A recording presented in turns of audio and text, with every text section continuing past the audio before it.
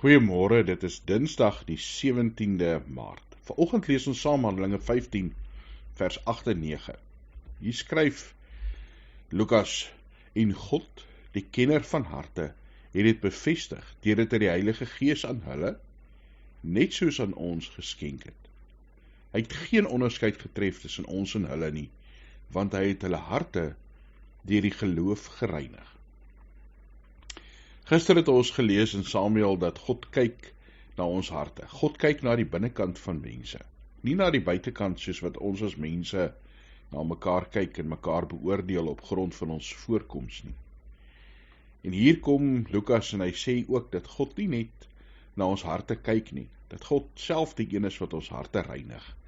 Hy het hulle harte deur die geloof gereinig. God is die een wat ons van binne nuut maak, skoon maak, heel maak dat ons syne kan wees.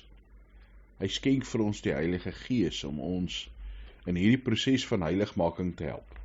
Ons meer en meer te laat lyk, te laat wees soos Jesus Christus. Mag God jou hart elke dag reinig. Mag God se Gees in en deur jou werk dat jy Christus se beeld daagliks vertoon. Hemelse Vader, dankie dat ons aan U kan behoort.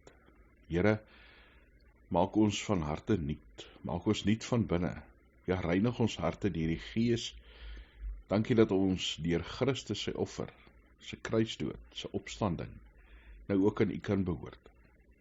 Mag ons, Here, in ons lewe Christus weerspieël, sy beeld, sy genade.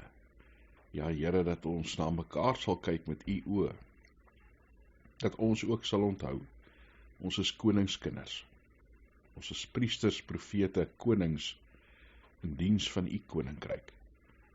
Here, dankie dat ons as gemeente vir mekaar kan bid, ja, vir hulle wat siek is, vir hulle wat hartseer is, vir hulle wat kommer het en bang is. Here, ons bid veral vir mense wat in die oorloggetuieerde areas is, dat U vir hulle sal veilig hou.